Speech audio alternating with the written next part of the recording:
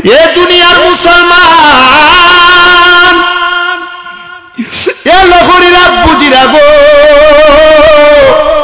তুমি হয়তো চিন্তা করো হুজুর আমার মা বাবা অন্ধকার কবরে, আমি কার পায়ে ধরে মাপ চাইবো? আরে মা বাপ যদি কবরে থাকে গো,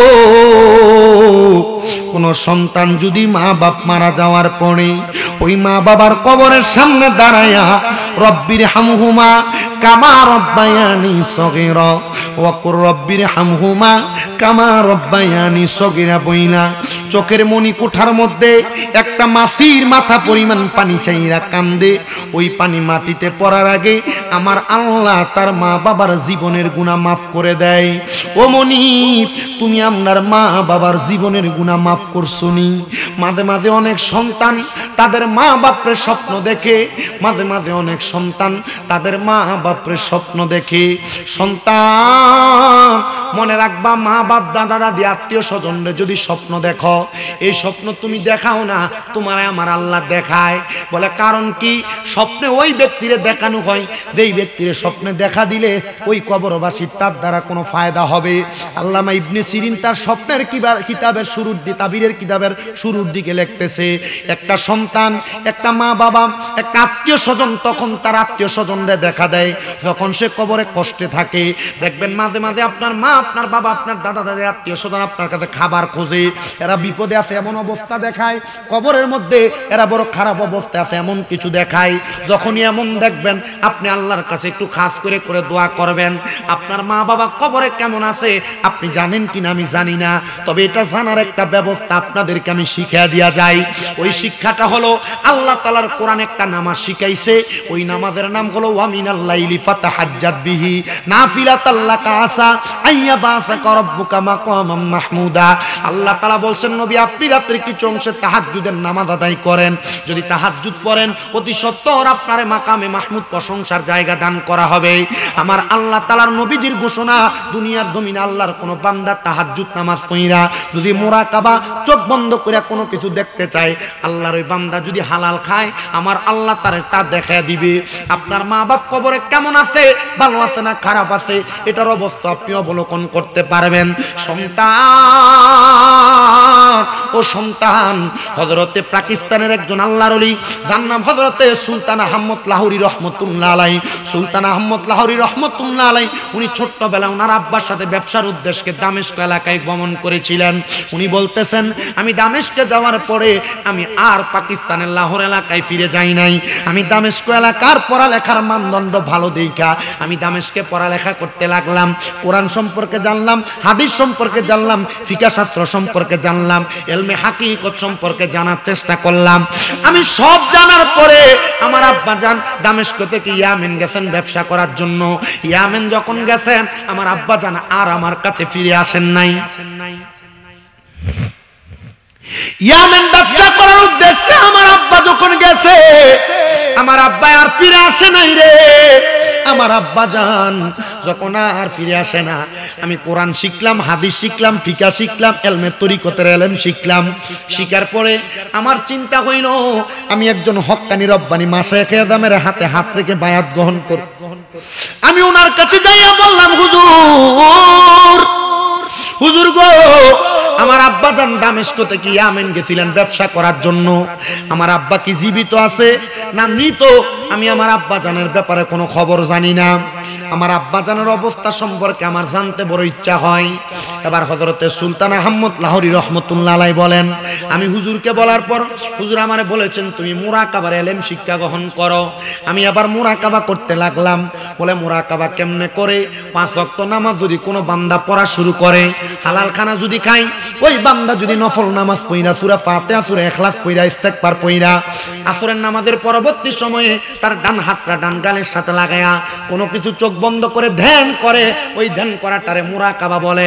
বান্দা মুরাকাবা করলে, আমি মুরাকাবা কইরা দেখলাম আমার আব্বাজান কবরের মধ্যে আছেন কিন্তু বড় আযাবের শিকার। আমি আমার আব্বাজানকে জিজ্ঞেস করলাম, বাবা আপনি আপনি যে ইন্তেকাল করার পরে কবরে আছেন, এই কবরের মধ্যে আপনার এমন অবস্থা কেন? আপনি কবরের মধ্যে আযাবের মধ্যে শিকার হয়ে গেছেন। আপনার কবরের মধ্যে আপনার পুরাটা শরীরে আগুন দাউ দাউ করে জ্বলতেছে।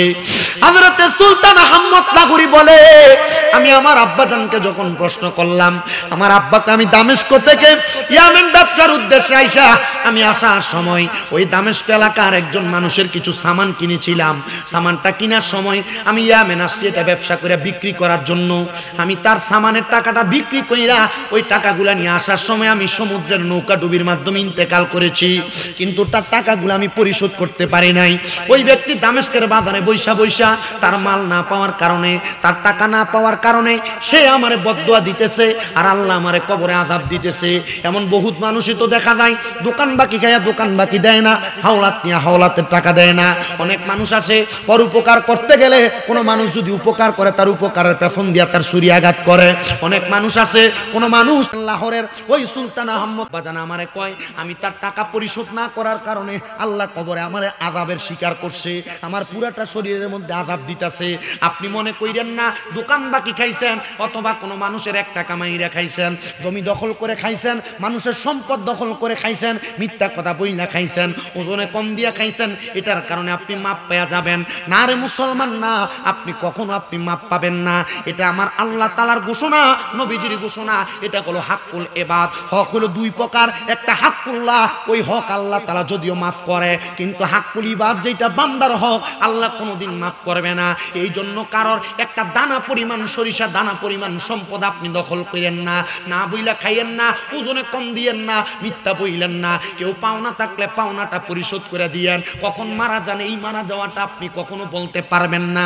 সুলতান আহমদ লাহোরী বলে, আব্বা জান ওই ব্যক্তির ঘটনা আপনি আমারে বলেন। তুমি যাইয়া দামেস্কের বাজারের মধ্যে তালাশ করো, কে এমন ব্যক্তি যেই ব্যক্তি 300 দিরহাম একজনের কাছে পাওনা, এই ব্যক্তি এখনো পর্যন্ত ফিরে আসে নাই, তোমার 300 দিরহাম দেয় নাই। উনি বলে, আমি দামেস্কের পুরো বাজার তালাশ করলাম, পুরো বাজারের কোনো মানুষ আমার সন্ধান দেয় নাই যে সে 300 দিরহাম কোনো ব্যবসায়ীর কাছে, নাবিকে ব্যবসায়ীর কাছে পায়। এবার আমি তালাশ করতে করতে যখন ক্লান্ত হয়ে একটা গাছের নিচে বসলাম, ওই গাছের নিচে আমি তাকে দেখলাম একজন বৃদ্ধ ব্যক্তি ব্যবসার উদ্দেশ্যে গাছের নিচে এসে বসছে, কিন্তু তার কাছে ব্যবসায়িক কোনো মালামাল নাই। আমি জিজ্ঞাসা করলাম, কোনো মালামাল নাই, খালি টুকরি নিয়ে আপনি বসে আছেন?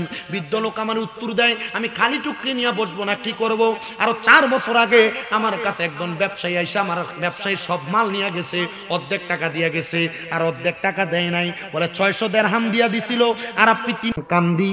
আমি হঠাৎ করে আমার ঘরের মধ্যে একটা নূরের আলো দেখা আমি চোখটা খুইলা দেখলাম সুন্দর পোশাক পরা ব্যক্তি আমার সামনে।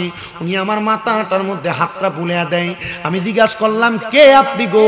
উনি আমারে কয়, আমি তো তোমার আব্বা জান, দেখো না তাকায়া। বলে, আপনারা না গতকালকে আমি দেখছিলাম আপনার পুরা শরীরে আগুন ধাউ ধাউ করে জ্বলতেছে, এখন দিয়ে আপনার পুরা শরীর সুন্দর জান্নাতি পোশাক পরা। বলে, হ্যাঁ, তোমার মতো একটা সন্তান আমি দুনিয়াতে রাইখে আসছি, তুমি সন্তান আমার দেওনা পাওনাগুলা মিটিয়ে দেওয়ার কারণে আমার আল্লাহ তাআলা আমার কবরের আযাব মাফ কইরা আমারে জান্নাতের পোশাক পরাইয়া দিছে। মনে রাখবেন, 5 ওয়াক্ত নামাজ পড়েন, কিন্তু পরের বিন্দু পরিমাণ সম্পদ আপনি নষ্ট করেছেন, এটার কারণে আযাবের শিকার হওয়া লাগবে। 5 ওয়াক্ত নামাজ পড়েন, হজ করছেন, যাকাত দিছেন, কিন্তু আপনি মানুষের বিন্দু পরিমাণ টাকা মাইরা খাইছেন, এটার কারণে আল্লাহর কাছে জবাবদিহিতা করা লাগবে।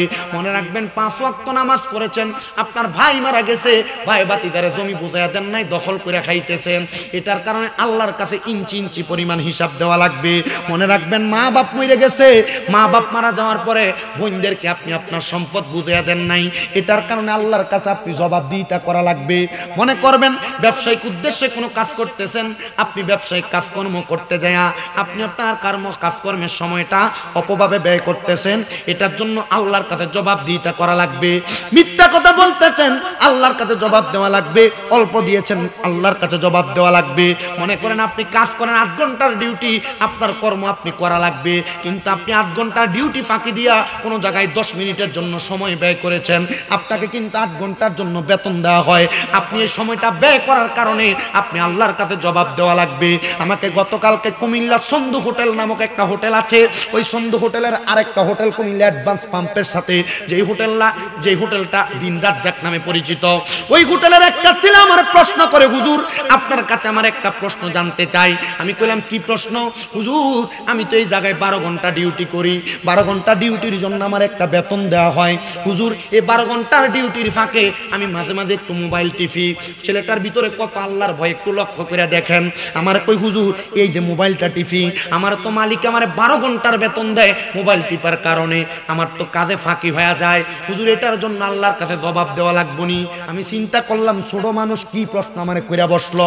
আমি কইলাম যদি দোকানের মধ্যে কোনো কাস্টমার না থাকে, তোমার কোনো কাজ না থাকে, ফাঁকি দেওয়ার উদ্দেশ্যে তুমি মোবাইল না টিপো, তাইলে তুমি এটার জন্য জবাব দেওয়া লাগবে না। কাজ ফাঁকি দেওয়ার উদ্দেশ্যে তুমি যদি 1 সেকেন্ডও ব্যয় করো, আল্লাহর কসম এটার জন্য আল্লাহর কাছে তুমি জবাব দেওয়া লাগবে না, এটার জন্য তোমার মালিকের কাছে জবাব দেওয়া লাগবে। বলে হুজুর আল্লাহর কাছে না জবাব দিব, মালিকের কাছে কেন জবাব দিব?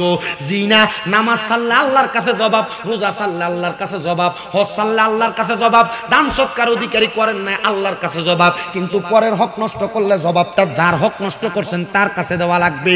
এবার ছেলেটা কই হুজুর বুঝতে পারছি এটা আমার জন্য না, আমার লগের যে দাঁড়ায় রয়েছে তার জন্য। এই ছেলে এই কথা কই আমার সামনে মুস্কি মুস্কি হাসে। আমি কইলাম এটার জন্য তোমার আমার পক্ষ থেকে 100 টাকা হাদিয়া প্রদান করলাম। বলে কারণ কি? বলে হুজুর এই 100 টাকা আমার লাগতো না। আমি কই তোর ভিতরে যে আল্লাহর এত ভয় কাজ করছে, এটাই তো বেটা শুকরিয়া। দুনিয়ার লক্ষ লক্ষ টাকার মালিক, কোটি টাকার মালিক, 1000 টাকার মালিক বড় বাড়ি বানায়, কিন্তু রাত্রে বেলা করে ঘুমাইতে পারে না। ডাক্তার দোকান থেকে ঘুমের ওষুধ কিনে না ঘুমান লাগে। কারণটা কি? কারণ এই ব্যক্তি ফরের হক মাইরা দামি বিল্ডিং বানাইছে, এই বিল্ডিং এ ঘুমাইলে ঘুমায় না। আমার রিক্সা চালায়, খেত পাথরে কাম করে, বাড়িতে দেয়া ফোরা মধ্যে ফুরা ভাতরা খাইলে ঘুম শেষ। মারহাবাদি কয় না, তাহলে কোন সময় কারোর হক নষ্ট করা যাবে? ওয়াজ এখানে শেষ। ওয়াজ কি বুঝতে পারছেন? আপনার কি মনে হয় যে আমল করার জন্য এর থেকে বেশি ওয়াজ লাগবে? এরপরে যদি আপনার কাছে আমি 12 মাস ওয়াজ করি কাম হইতো না। আমি সব জায়গায় 1 ঘন্টা 20 মিনিটের মতো মোটামুটি বয়ান বা মাইকে থাকি। আমি আপনার আজকে অনেক বেশি সময় দিচ্ছি, আলহামদুলিল্লাহ। পরে আরো জোরে কন্যা দিয়ে আলহামদুলিল্লাহ। বক্তা তাইয়া পড়ছে লইয়েন ইনশাআল্লাহ, যদ্দুর হইছে শেষ। আপনারা দোয়া করবেন তো ইনশাআল্লাহ। যতটুকু করছি এতটুকুর উপরে থাকবেন, যেই কথাগুলো বলছি কথাগুলোর উপরে থাকবেন। আমার ওয়াজের সিস্টেম এবং ধারাবাহিকতা, আমি একটা না মানুষকে কয়েকটা বিষয় বোঝায় দেই। আপনার মন চাইলে মানবেন, না মন চাইলে মানবেন না। আমারও যখন আল্লাহ তাআলা প্রশ্ন না করে যে তুমি তো বলো নাই, আল্লাহ বোঝার তৌফিক দিন।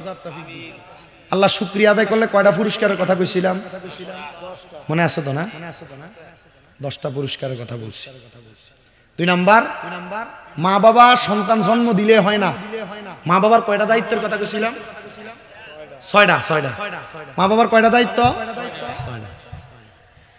এরপর সন্তান মা বাবার প্রতি দায়িত্ব আছে না? এরপর পরের হক মাইরা খাওয়া। 4টা বিষয় কথা বলে দিছি। এই বিষয়গুলো আপনি যদি আমলে জিন্দেগিতে বাস্তবায়ন করেন, আপনি সফল কাম। ঠিক কিনা? পর্দার আলের মা বোন আপনারা কিতাব বুঝছেন আমি জানি না, তবে এতটুকু যা বলছি এতটুকু আমল একটু চিন্তা করেন, কারণ আমরা স্বভাব দাম দিয়ালাই। এই কথা কন না কেন? আম রাস্তায় পড়ে রয়েছে, আমরা লয়ে নিয়ে যাইতেছি, কোনো হিসাব নাই আমাদের। দোকানে বেটা ওই কি বলে বাদাম বিক্রি করে, 5 টাকার বাদাম দেন বলে আমরা 3-4টা খাইয়ে লইতেছি। 10 টাকার মুড়ি দেন বলে 1 মুঠ খাইয়ে ফেলতেছি। আমি কিন্তু সেই উদ্দেশ্যে আপনাদের কাছে বয়ানটা করছি। আপনাদের কি কষ্ট হইতেছে? আল্লাহ তাআলা আমাদেরকে এই আমলগুলো করার তৌফিক দান করুন। শেষ 3 মিনিট একটা কথা বলে দিই। এই কথাটা হলো তাহাজ্জুদের নামাজ। অনেক মা বোনের ঘরে বরকত হয় না। আপনার স্বামীর কামাই রুজিতে বরকত নাই, রোগ বালা মুসিবত ছাড়ে না, রোগ বালা মুসিবত ছাড়ে না। আপনাদের কাছে আবদার 5 ওয়াক্ত নামাজের পাশাপাশি, কয় ওয়াক্ত? 5 ওয়াক্ত নামাজের পাশাপাশি আপনারা ফজরের আগে তাহাজ্জুদ নামাজ পড়বেন। অনেক বিদেশে অনেকে পোলাপান বিদেশ যেতে পারে না, এরা অনেক চেষ্টা করে বিদেশ যাওয়ার। আপনাদের কাছে আবদার আপনারা তাহাজ্জুদের নামাজ পড়বেন। তাহাজ্জুদের নামাজ পড়লে আল্লাহ তাআলা বিদেশ যাওয়া কনফার্ম করাই দিবেন তাহাজ্জুদ নামাজের বরকতে। কারণ এই তাহাজ্জুদ নামাজের আয়াত যখন নাযিল হইছে,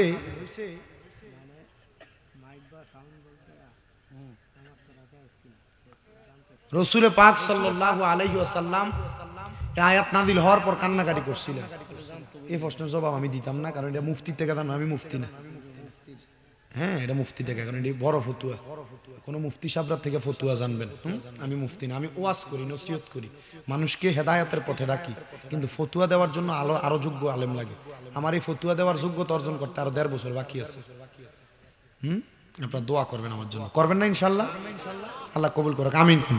নারে তাকবীর, নারে রিসালাত। হযরত মাওলানা আব্দুর রহমান রিজভী সাহেবের আগমন, প্রধান বক্তার আগমন, লহরীবাসীর পক্ষ থেকে সবাই পড়ি মারহাবা।